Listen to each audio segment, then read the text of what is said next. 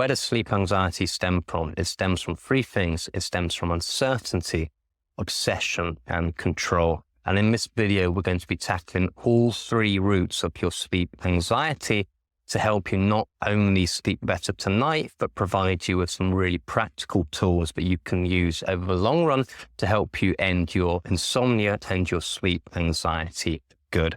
Well, what do I mean when I say that sleep anxiety stems from uncertainty? How does it feel when you've got insomnia? It feels like you're playing sleep Russian roulette. Will I sleep tonight? Won't I sleep tonight? Is this going to be one of those magical 7 hours, or is it going to be those awful, dreadful 1 hour night? Or is it going to be somewhere in between? It's this uncertainty which feeds a lot of the anxiety when it comes to your sleep. So this is something we certainly want to be tackling, and I'm going to be showing you how to do that later on in the video. But this uncertainty when it comes to sleep feeds into one of the other legs of sleep anxiety, which is the obsession around it, constantly feeding your sleep anxiety during the daytime.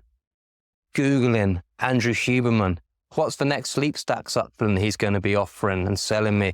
What about Matthew Walker? What about that guy who's going to terrify me about my sleep and tell me all the dreadful things going to happen if I don't sleep? Maybe I want to be on that channel, or maybe I want to be finding the next article, and maybe I need to learn about the next relaxation technique. Completely obsessive about your sleep. And when you get obsessive about your sleep, you suddenly start doing thousands of things in order to try and make yourself sleep. Warm baths, kiwi fruit, supplements, relaxation techniques, these little blue light blocking glasses, not eating dinner after a certain time, not drinking caffeine after 3 p.m., not going out to the pub, not staying in hotels.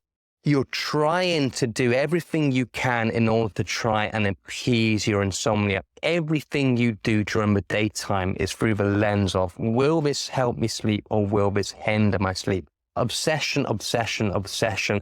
This is feeding the anxiety around it, because if you're constantly feeding insomnia, you're going to take anxiety into the bed and the bedroom at nighttime. If there's a lion right in front of you, you're not there thinking about all the time that there wasn't a lion right in front of you. That's what it's like when you've got insomnia. A lion right in front of your face all the time. It's all you can think about. It's all you can see. This is something we need to be breaking down as well, and I'm going to help you do that in this video. What's another thing when it comes to sleep anxiety? Control. People with insomnia think and have the false belief that sleep is something they can force, they can manufacture, they can control.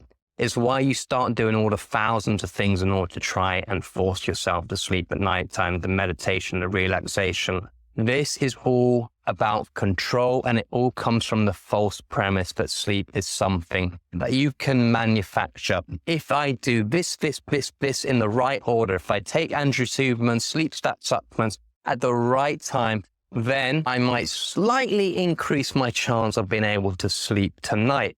Again, control, control, control, but also obsession and uncertainty as well. Will I sleep tonight? Won't I sleep tonight? All these things will combine to create the anxiety around your sleep. How do we tackle the three root causes of sleep anxiety, which are uncertainty, obsession, and control? We do that by changing your behaviors around your sleep. And I'm going to teach you 3 simple behavioral changes that you can start doing right away to give you that certainty back, to take away the obsession around your sleep, and to stop you trying to force and control your sleep. So just 3 things that if you do with consistency and with patience, you will see a dramatic improvement in your sleep. First of all, wake up at the same time every single day and less time in bed. And I want you to do things during the daytime just to get stuck back into your days again. Now, why are these 3 things so important? Well, what are you doing when you're waking up at the same time every single day? You're anchoring your body clock and you are anchoring your sleep drive. Sleep drive, very simply explained. If you've got someone who wakes up at 7 a.m. and they need to be awake for 17 hours, they will start feeling sleepy at around about midnight. But if that same person wakes up at 10 o'clock instead, they still need to be awake for 17 hours to produce their 7 hours of sleep. So that means they're not going to feel sleepy until around about 3 a.m. So by anchoring your sleep drive by waking up at the same time every single day. You're giving that predictability back to when you feel sleepy at nighttime. You're also anchoring your body clock as well. Imagine you had someone moving between time zones. One day they're in Japan, one day they're in America, one day they're in the UK.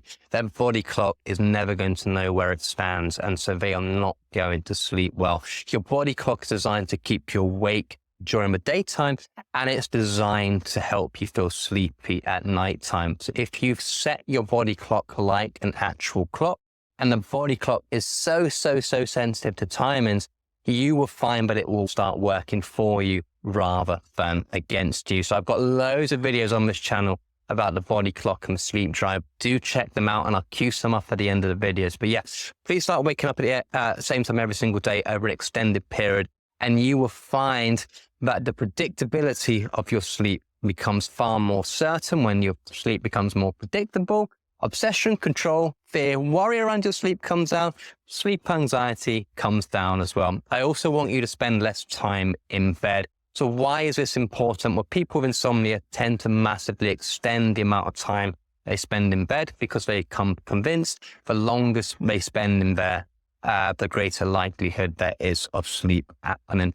It doesn't work. It just causes you to lie in bed, anxious, stressed, worried. Adrenaline, cortisol, fight or flight stress response goes through the roof. Anxiety goes through the roof. Sleep anxiety goes through the roof. So imagine you're someone who feels they're only sleeping for 5 hours, but you're in bed for 10 hours. Mathematically, what's going to happen? You're going to spend 5 hours in bed awake. That might be at the end of the night. It might be at the start of the night.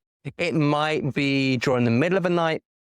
But by essentially spending so long in bed and not sleeping for the vast majority of it, you're spending time in bed, anxious, stressed, worried, and you're feeding a lot of the uncertainty around your sleep. You're feeding a lot of the anxiety around your sleep, the obsession, the control. That's when all the thoughts start to ruminate in the middle of the night time.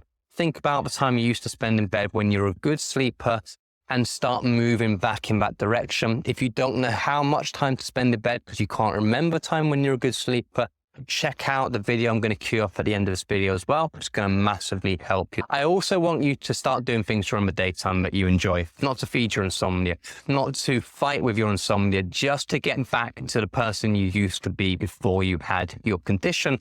Because if you stop feeding the sleep anxiety during the daytime, you will not bring it into the bedroom at nighttime.